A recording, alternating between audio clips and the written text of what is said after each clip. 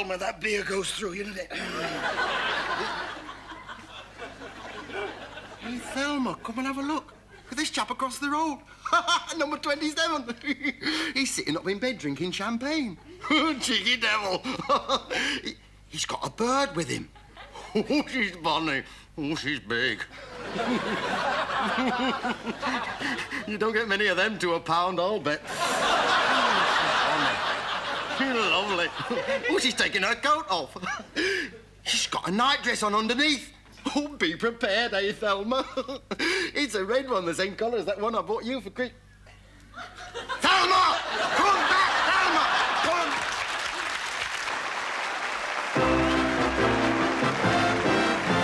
Yes, it's the Benny Hill Show!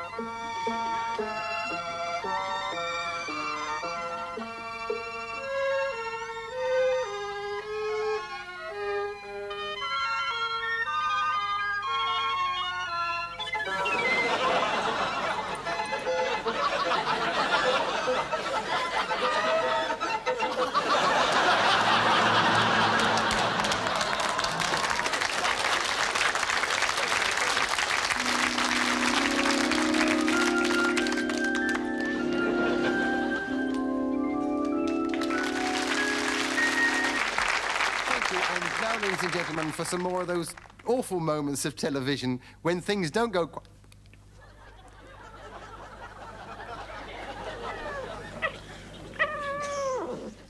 I'll kill that bloody cat.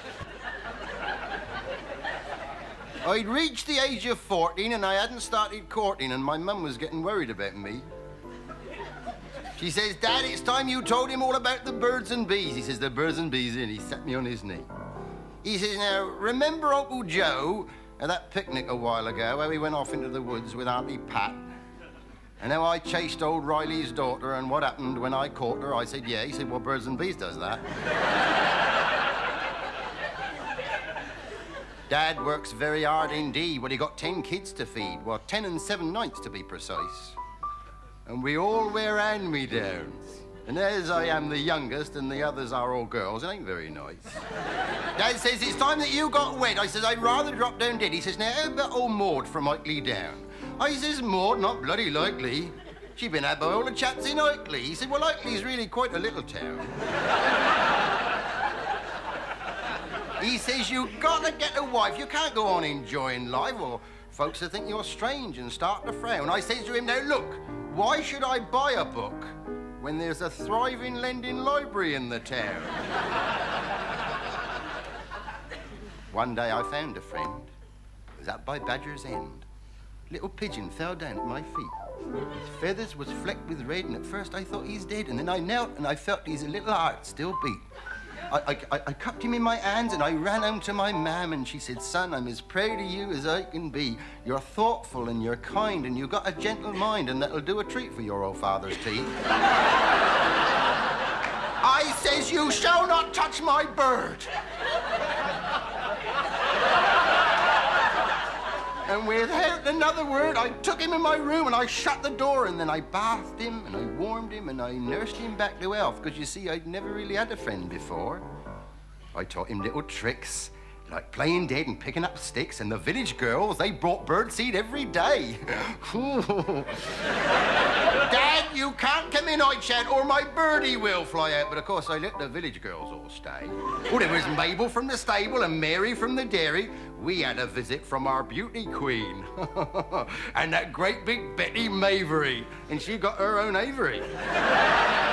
Well, she got the biggest parakeets I've ever seen.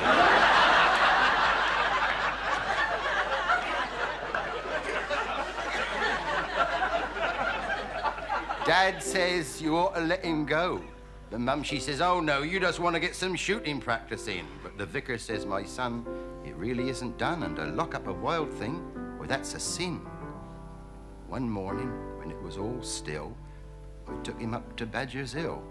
I lost the only little friend I had that day. Not a word I said, I just kissed his little head, and I opened my hands, and I watched him fly away. He circled up and round, and then he settled on the ground, and off he went straight up to the sky. And then I looked, and I could see he was flying back to me. And then he swooped, and then he popped right in my eye.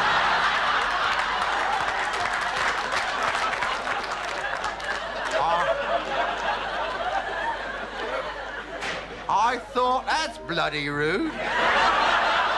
And cool, there's gratitude. I hope they never cross a pigeon with a cow. And Dad says, here, there's a caper, I'll go get a bit of paper. I says, don't be daft, he's miles away by now.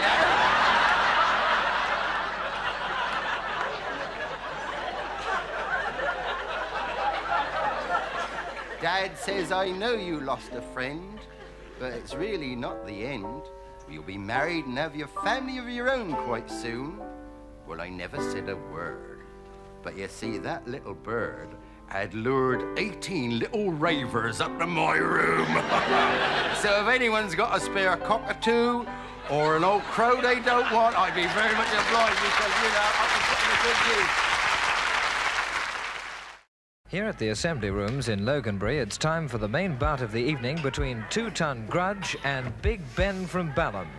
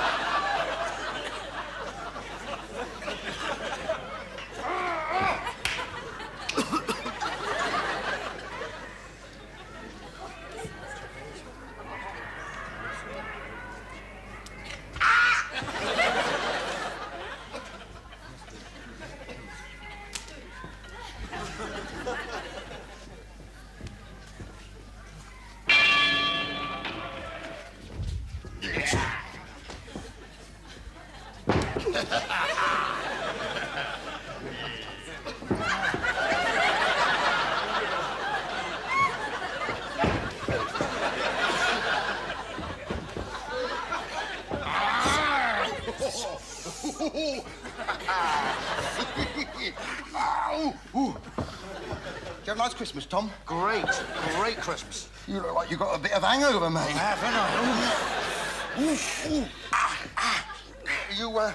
You come round to supper tonight? I'd love to. It's very kind of you. What are we going to have? I thought we'd have some turkey and... stuffing. Lovely.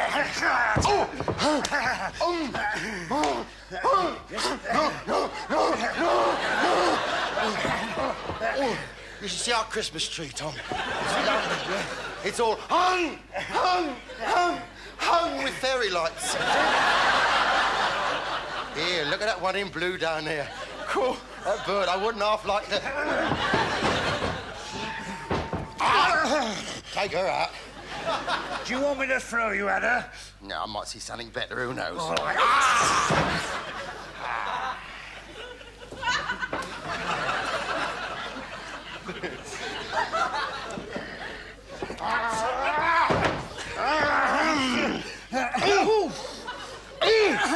Are you bringing Ethel? Rather not, if you don't mind.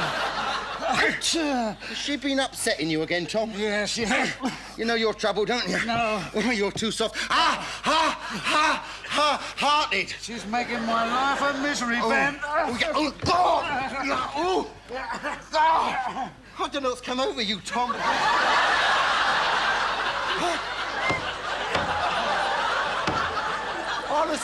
Honestly, Tom, I've never seen you like this before. I think there's someone else. Oh, that puts you in a very awkward position, doesn't it? Hey?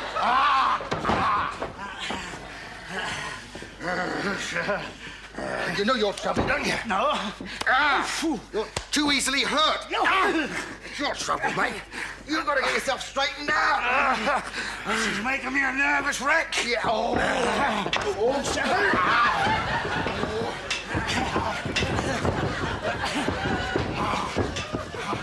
Just I don't know why. I don't know why you bother with her. She's nothing to look at. What do you mean she's good looking? All right. She's good looking. Yeah, she's very attractive. Yeah. I know why. What? You fancy her, don't No, you? no, here. You do? No, You've been after her a long Tom, time. You're home. You're hurting. You're hurting. Why, that's about picking.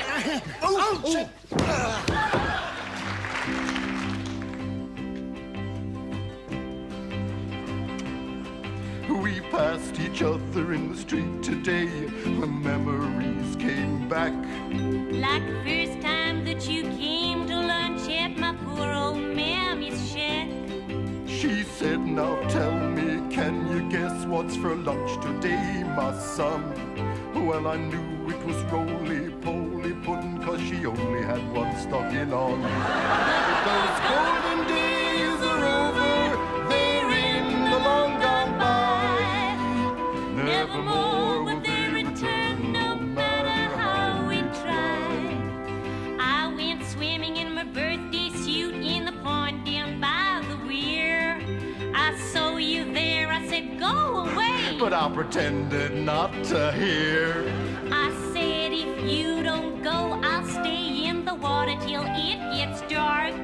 I said, don't worry about me, ma'am. I just came to feed the shark. But Those golden days are over, they're in the long gone by.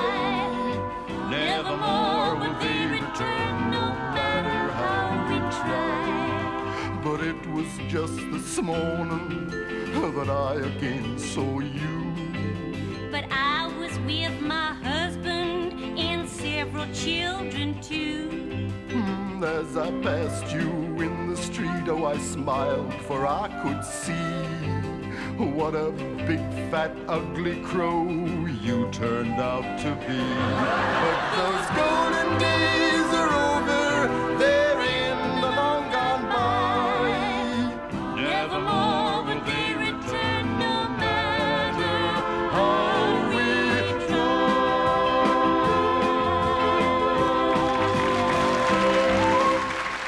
Thanks, Bob.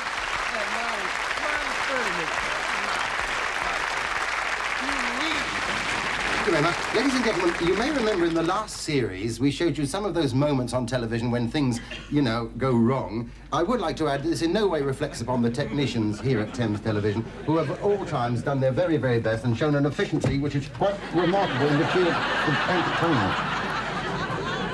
Yes, and he was your bishop for how long? For more years than I care to remember. But you know, I always remember you used to say to me, never forget, Reverend, hard cash doth not a soft heart make.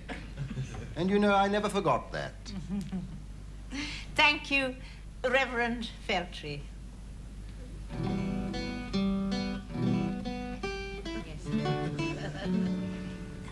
Never found out what the silly old twit meant. I mean, stupid old thing. The last time he was in this building, he pinched my bum. Can't say as I blame him. Oh, now, look. As soon as we're off, I shall pinch him myself. Oh, you dirty thing. Are you coming down? Cut the sound! The sound! Cut! Oh, my God! Oh, my God! Do you want... What's that? What? Hold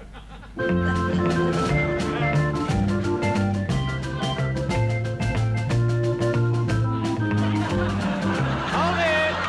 You know, we'll have to move that mic stand. Was something wrong? I didn't see anything wrong myself with that. Was the band out of tune?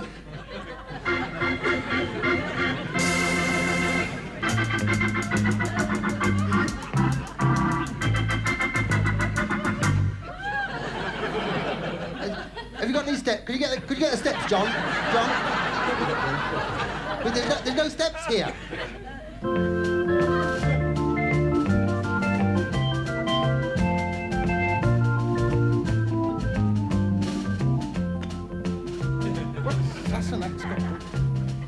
Who are you expecting then, Jimmy Clitheroe? I can't get it out, it's no good. Stop the music. God, I've never had this trouble before on the BBC.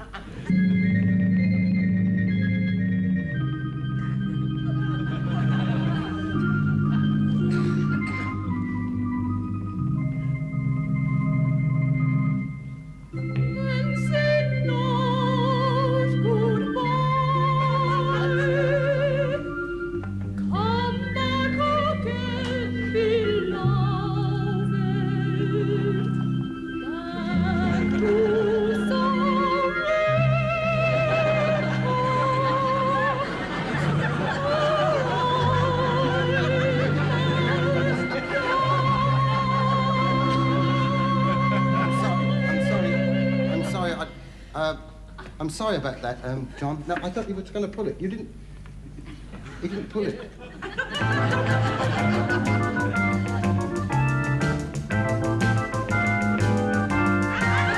Zach, just a minute. I say, why don't we stop in this evening and gorge ourselves on these adorable matchsticks? Matchsticks, 97 sticks of sheer delight, as relaxed as the people who eat them. Oh, what is it, George? Well, I can't help it, it's her. I think about her, innit?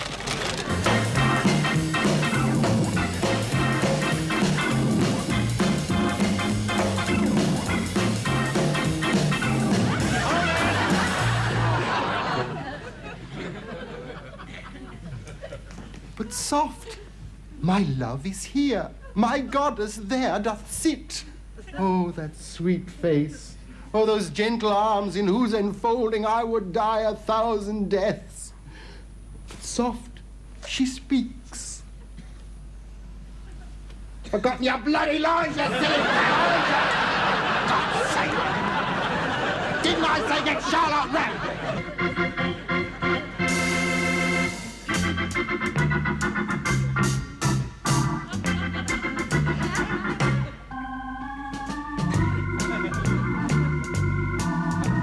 A melody that haunts you night and day, just like the strain of a haunting refrain.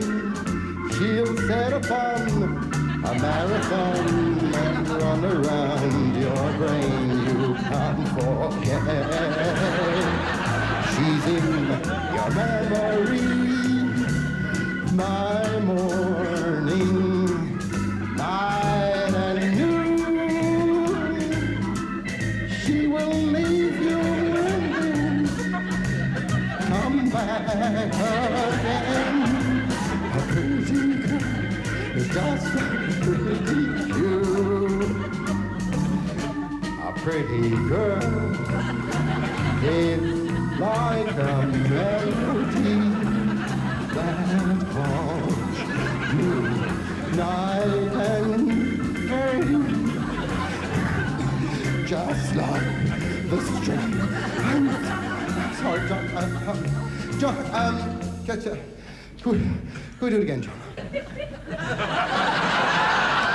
was the right picture. I thought you might like to see it. Hold it, George. What?